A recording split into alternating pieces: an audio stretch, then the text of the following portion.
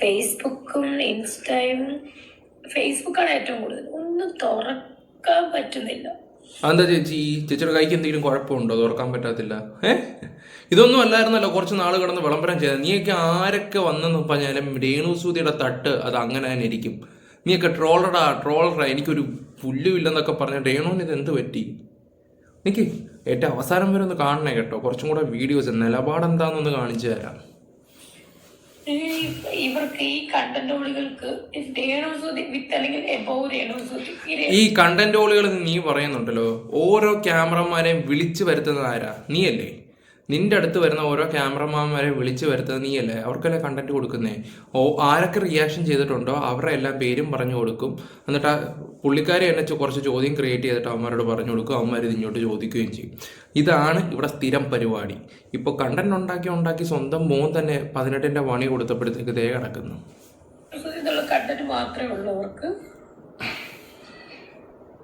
ഒരു കണ്ടന്റും ഇല്ല, തുറക്കാൻ പറ്റണില്ല.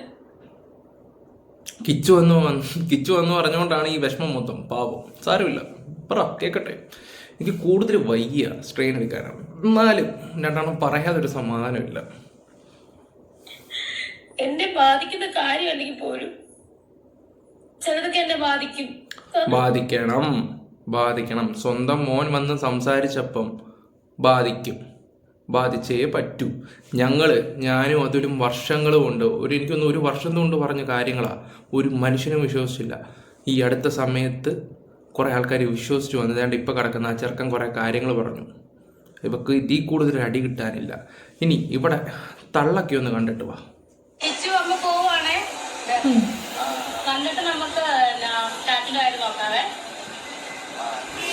മീഡിയയുടെ മുമ്പിൽ മാത്രമേ ഉള്ളൂ കേട്ടോ ഇതൊക്കെ. അല്ലാത്തപ്പം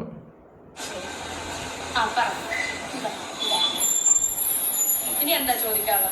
എന്റെ പൊന്നു തോത്തമ്മ കണ്ണുമില്ലേ? ഒന്നും ഇല്ലാത്തതിനോട് വന്നിട്ട് എന്താ കാര്യം? അതൊക്കെ അമ്മ കൊണ്ട് രാവിലെ കാപ്പി ബിസ്ക്കറ്റ് തരുമായിരുന്നു. ബിഗ് ബോസിനകത്ത് കാണിച്ച ഓരോ അഭിനയമായിരുന്നെന്ന് ഇപ്പോഴല്ലേ മനസ്സിലായില്ല. ഇതിനെക്കുറിച്ച് നേരത്തെ പറഞ്ഞിട്ടുള്ളതാണ്. ആ പറയുന്ന കിച്ചുവിനെയും പോലും തിരിഞ്ഞ് നോക്കത്തില്ലായിരുന്നു. അന്നത്തെ ട്രോഫി കേസ് കേട്ടുണ്ടല്ലോ, അവൻ മനഃപൂർവ്വം കട്ടിലടി കയറ്റി വെച്ചാണ്. നമ്മുടെ ഒരു സുഖത്തിനോട് അവൻ പറഞ്ഞതാ. വേറെ ഒന്നും വെച്ച് തരാം. എന്റെ പിള്ളേരുടെ കാര്യം ഇങ്ങനെ തന്നെ ഓർക്കുമ്പോ എനിക്ക് ഒട്ടും പറ്റില്ല. പക്ഷെ എനിക്ക് എന്റെ മക്കളുടെ വെച്ച് എനിക്ക് ചത്ത് കിടക്കുക. എനിക്ക് അറിയില്ല. അങ്ങനെയാണ് ഞാൻ മരിച്ച സമയത്ത് ഒരു ട്രോമ വന്നത്, ഒരു വല്ലാത്തൊരു അവസ്ഥ വന്നത്. എല്ലാവരും അടുത്തുണ്ടായിരുന്നു. ഞാൻ യാത്ര ചെയ്യുന്നതൊക്കെ ഈ ഒരു ഇത് മാറാനായിരുന്നു.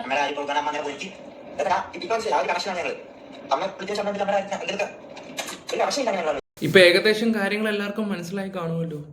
ഇത് തന്നെ കഴിഞ്ഞ ഒരു വർഷം കൊണ്ട് ഞങ്ങളും പറഞ്ഞത്. കുറെ ആൾക്കാർ കിച്ചു എന്ന് പറയട്ടടാ, നീയൊക്കെ എന്ന് വിശ്വസിക്കും, നിന്നെയൊക്കെ എന്ന് ഞങ്ങൾ വിശ്വസിക്കും എന്നൊക്കെ ഒരുപാട് ആൾക്കാർ പറഞ്ഞല്ലോ. ഇപ്പം കൊച്ചം വന്ന് പറഞ്ഞ് കണ്ടില്ലേ. എനിക്കിത് ഈ ഒരു വീഡിയോ നല്ല രീതിയിൽ അലക്കാൻ അറിയാൻ വയ്യാത്തൊന്നും അല്ല. എനിക്ക് കുറച്ച് വയ്യ, ഹെൽത്ത് കുറച്ച് പ്രശ്നങ്ങളും കാര്യവും. എന്നിട്ടും ഇത് കണ്ടിട്ട് ഒരു സമാധാനമില്ല. അതുകൊണ്ട് എണീച്ചങ്ങ് പറയുന്നതേ ഉള്ളൂ. എന്തായാലും നിങ്ങളുടെ അഭിപ്രായങ്ങളൊന്ന് കമൻറ്റ് ബോക്സിൽ ഇട്ടേക്കണേ. ഫോളോയും കൂടെ ചെയ്തവരൊന്ന് ചെയ്തു.